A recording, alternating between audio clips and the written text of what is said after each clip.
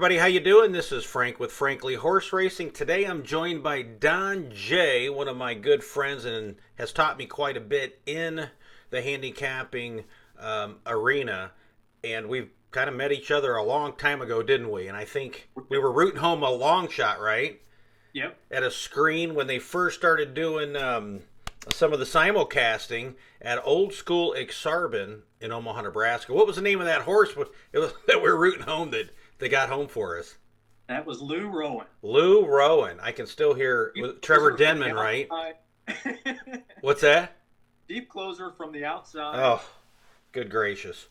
Yeah, that was pretty exciting. And we're both young idiots screaming at the screen and we win, and that's kind of how we got to know each other. Unfortunately, old Exarban is not around anymore, but we still talk about it, of course. We're getting old, so we talk about the old days. Today we're going to get into the 150th Black-Eyed Susan at Pimlico Race Course, and I think that's tomorrow, Friday, and I believe it's the 13th race. Is that right? I don't have it up on my screen. Yeah, it's the 13th. And anybody watching my videos knows that I tend to bounce around a little bit between screens. I'm just a old veteran doing something that I love, so sometimes there's going to be clicks and me looking away, but we'll do the best we can. We're going to run down the horses one by one and give any kind of thoughts or insights that we may have. To me, it's kind of a tough race, as in everybody, not everybody, but most, the ones I think have a chance to win, are kind of cluttered. You got to really handicap and try to find that something I think that'll put you over the top. So it's tough to me. Don, what are you thinking about the race?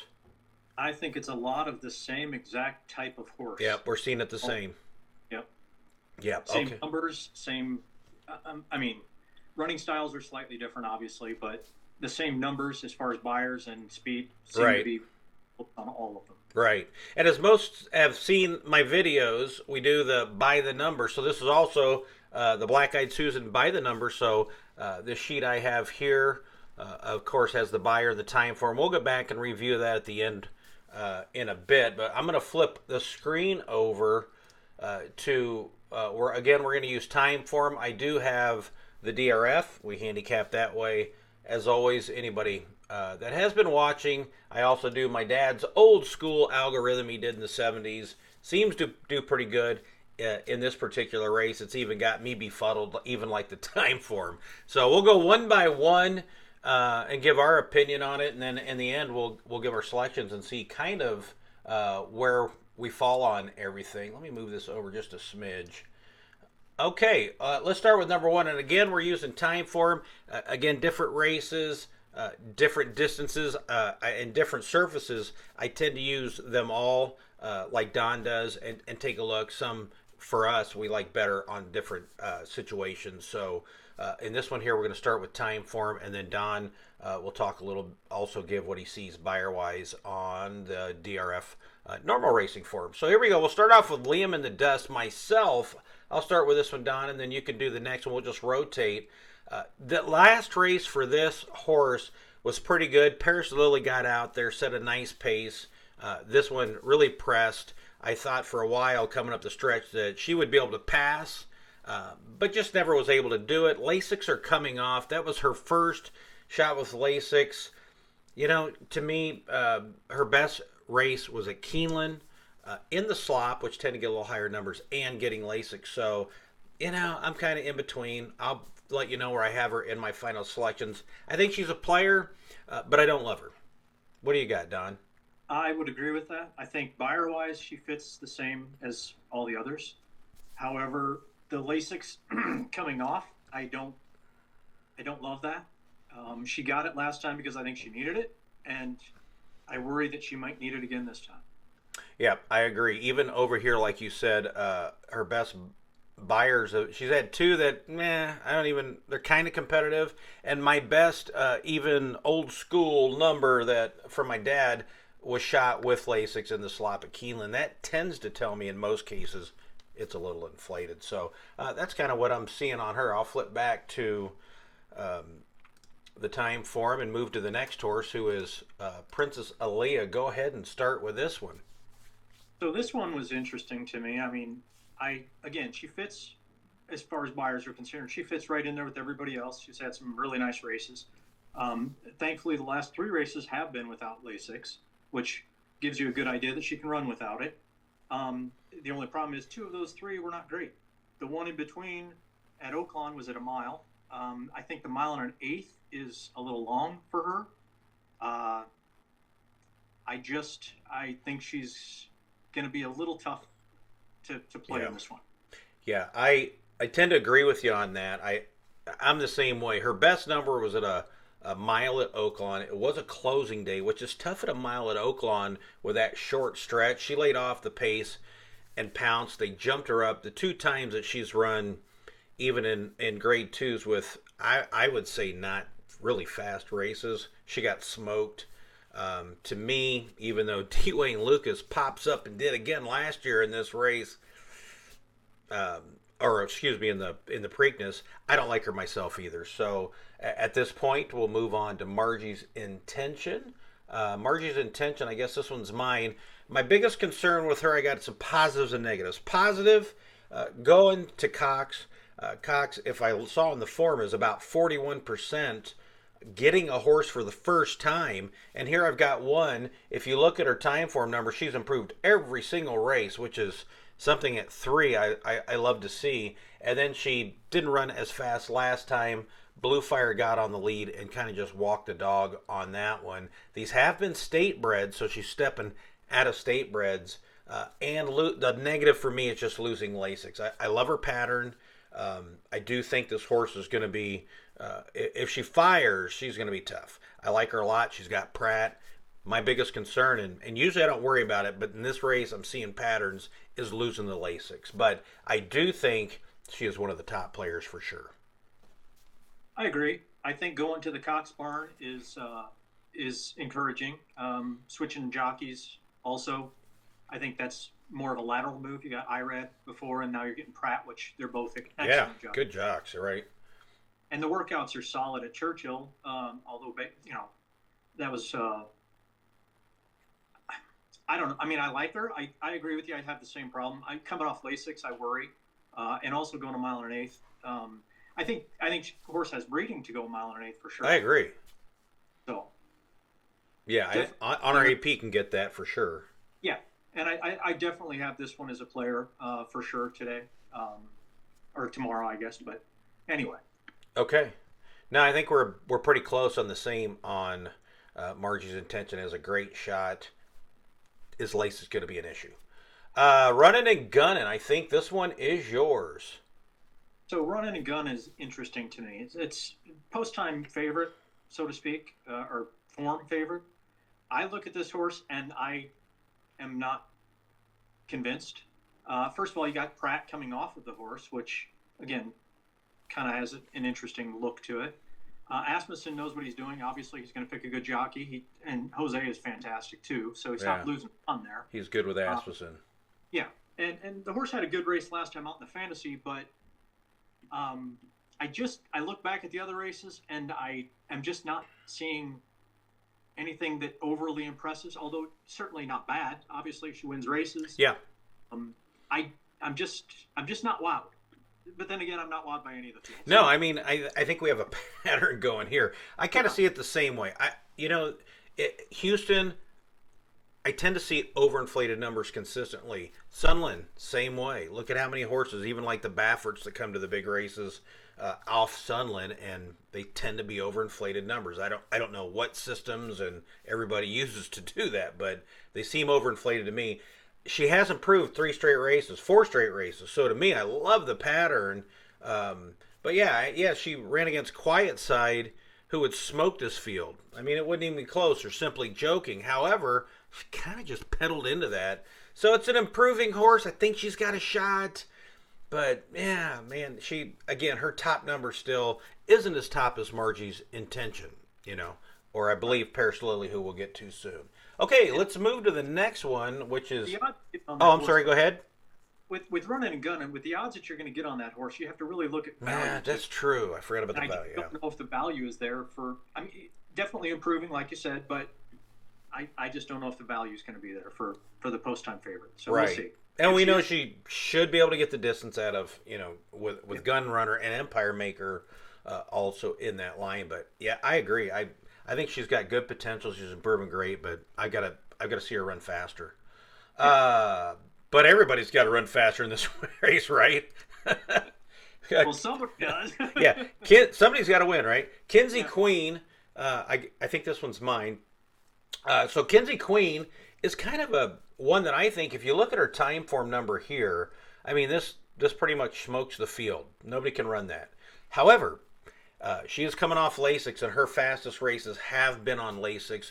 She is probably the best closer in the race. Let's spin up there because I forgot to show the time form pace projector. So here's the pace projector. Well, it didn't make it any bigger, did it? All right, there's the pace projector there. So you can see Kinsey Queen and Reply are going to be the top closers there. But as I've said before, I look at this, but that doesn't tell me as much as if I look at the pace rating. So if I look at the pace ratings, I got two very solid closers. Kinsey Queen's one of them. Will the Lasix be a problem? If it's not a problem coming off the Lasix, even though she's always shown to run a little bit slower with it, man, I'm telling you, I think she can sweep this field and maybe run away with it. But who knows? Paris Lily has got our top pace number if she runs a race, but Liam in the Dust, Moon Cache, pretty close in Margie's Intention. So there isn't really a bias either way. I'd say if there's a bias, there's a closing bias. But is there enough speed to get this Kinsey Queen there? She's run a couple good numbers that would absolutely put her there somewhere. Bircher second, but again, they're on Lasix. So, I'll let you know how I feel about her at the end. But I do like her. I think it may set up a little bit for her, but I'm not sure without Lasix she can be fast enough to come and get this. Yeah, I think that's kind of a telling thing for me. Just looking back at her previous races, when she comes off Lasix, that's a completely different horse. Granted, she was in a grade 2, which is also considerably tougher than a $200,000 claim Yeah, option. absolutely. So, Same thing with running and gunning. They both ran kind of the same race. exactly. So I mean, I like the last race. If she could duplicate the last race, I'd be all over it. I just don't know without Lasix if she's going to. And picking up a few extra pounds, going a mile and an eighth, that extra distance and the extra weight Yeah. will also change things a little bit. So Right. And I think jockey wise, Francisco Arietta is a great young jockey, but I think him and Alvarado run pretty close, right? Kind of the same way. So jockey wise, Alvarado's been around longer, so he's probably a little bit better jock. But yeah, what's going to happen with the Lasix? I think we both agree with that. yeah, And will that front end which isn't blazing fast fall apart with these youngins? So let's go ahead and move to Paris Lily. This one's yours, Don. Go ahead and start with her. so Paris Lily coming out of the Brandon Walsh barn, which I like Brandon a lot. I think he's a good trainer. Joel Rosario, definitely like the jockey. The last workout was fantastic. I will say that. For Keeneland, a minute breezing is very quick for 5 furlongs. The horse is clear. She's coming to the race really well. I coming off Lasix has, again, another concern. Funny thing is, I don't really give a ton of interest in the Lasix or coming off the Lasix for the most part. But when it comes down to a race at a mile and an eighth, I do pay more attention to it because, again, a mile and an eighth is pretty strenuous. If they're going to bleed, a mile and an eighth, they probably could. Right. So if they're on Lasix, you also get a little bump, obviously, being on Lasix. So the fact that you're coming off, this horse is going to definitely have some of the pace for sure. Coming out of, Godolphin owner, Godolphin doesn't have bad horses, no matter who they are. No. So you got to respect the horse, for sure. But Right. No, I agree. And what I see from her is if you look at the line here, if you can see my mouse, last year she improved 3 races. They weren't incredibly fast. Nobody in this field was fast last year. But coming this year, she stepped up in her numbers going from 2 to 3 have really taken a large jump. So I do like that. Lasix was at the reason, like you said, that she's taking this big jump. If they run and get out there and set the pace like last time, none of the other speed horses hold on the front end. So Yeah, they run that same race, and with those workouts, I think you're right. I think she's got a darn good shot in this race. All right, let's move to number 7, Reply. I think this one's mine. Reply, local horse there, ran at Laurel last time, and honestly has been on the come for both races. I really like the running style. She has to take a step up to be competitive here, but with what we've seen, it's not a huge step, and you're getting IRAD, and you're getting one of the best trainers out there on the East Coast, and Brittany Russell. So I think this one here is a great one for trying supers. What do you got? I like this horse a lot, and I don't want to, give it away. But honestly, this is probably my pick. Okay, I'll tell you, honestly, nice. The horse, it's a huge. The Keeneland sale for $450,000. Clearly, they saw something in the horse, or they're not going to pay that kind of money for it. Yeah, Rapoli. Rapoli's an owner. Absolutely, love the breeding for this. I also it's a tough ask to get a horse to run at a mile in a maiden race for the first out and win, and this horse did that. Granted, she was the favorite, so I don't know what that field necessarily, if that field was full of anybody of interest. The second place horse probably connections too is what helped. Yeah, exactly. And so when I look at this horse, I just think, in this race where, like I said, every horse pretty much runs the same, I'm looking for a horse that could improve. And this horse, to me, third race out, getting IRAD as a jockey, the mile and an eighth should not be a problem. I just feel like this horse could be the one that improves into a win at a price. Nice. And I like this horse. I like the pick. Shit, this is the kind of race, take a shot, right? Absolutely. Chip in a chair. Absolutely. Hey, let's move on to Marth. This one's yours, and go ahead and shoot.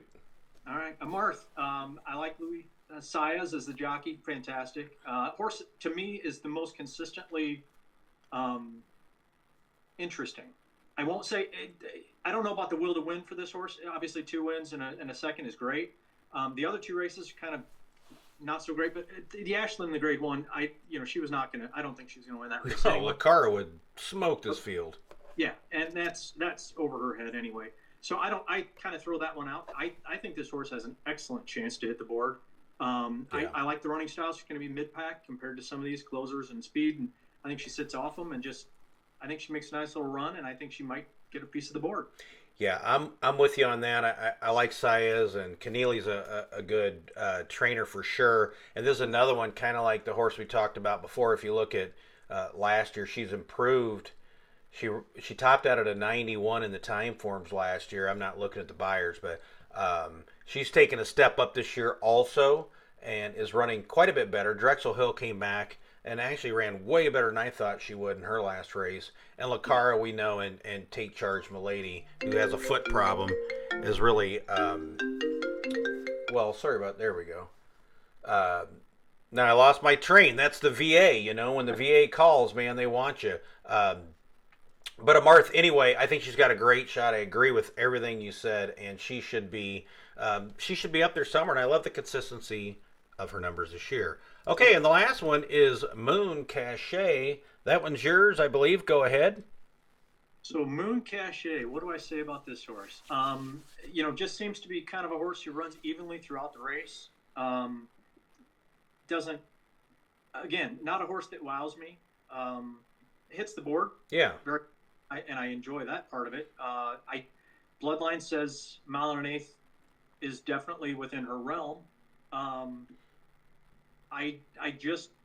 I don't know if this horse is improving quite enough.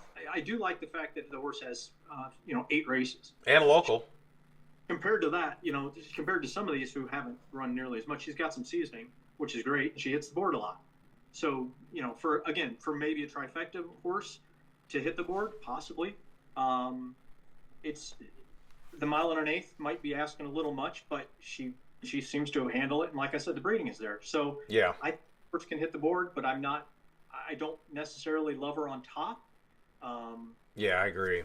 But that's all I can say about it. Yeah, I like she's local.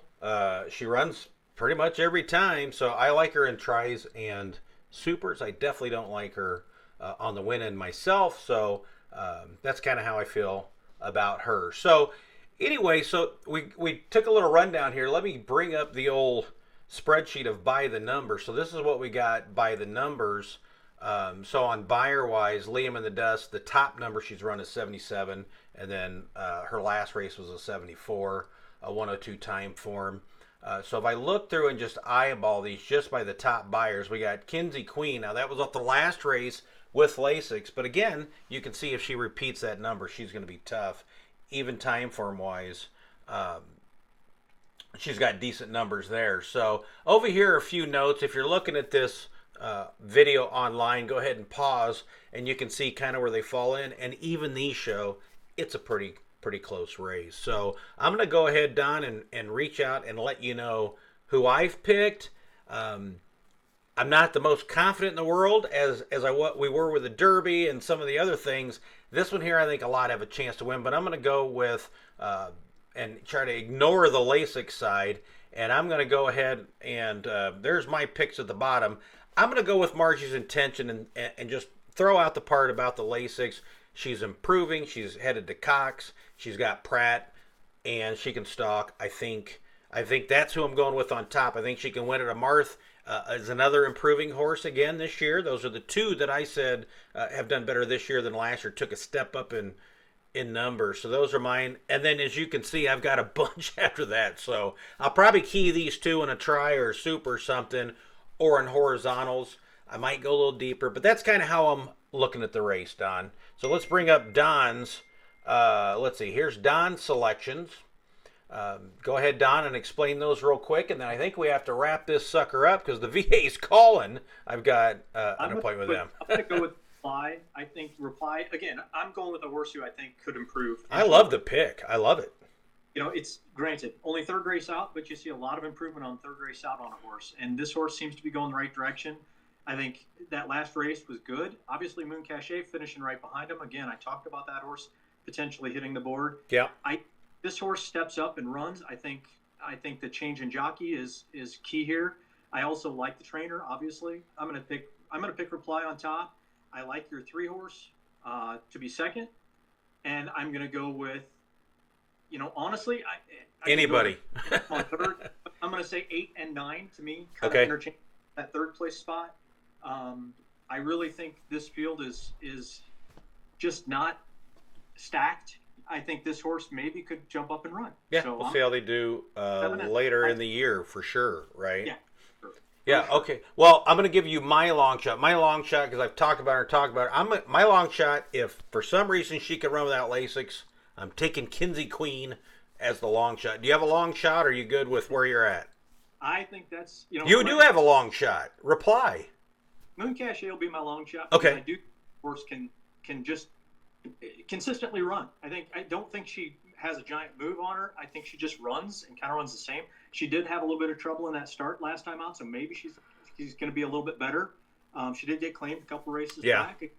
Good shot for me to have a nice long shot chance in the track.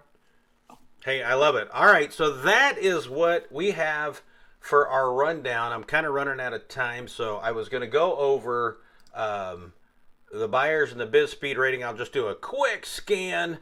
If Margie's Intention can run last year's numbers, I think she's going to be tough. But hey, that was last year's. Kinsey Queen showing a decent number. Paris Lily's last number, again, I talked about the 1-horse, the Keeneland on the slot, tends to be overinflated. But if it's not, we're seeing the winner right there on the 184. Nobody's touched that of my dad's numbers. Whoa, hey, I took a little sideways event on that. And buyers wise, the top one was Kinsey Queen last, and as you can see, I used the orange, yellow, and green top, yellow second. There's a lot of really close horses on those. So that is what we're looking at for the Black Eyed Susan Friday 13th race. I appreciate everybody watching. Please like and subscribe, and I thank Don J, Big Don, for being on the cast today, and hopefully we have him on quite a bit more, especially for the Belmont coming up. This is Frank with Frankly Horse Racing. Take care, and we'll talk to you soon. See you.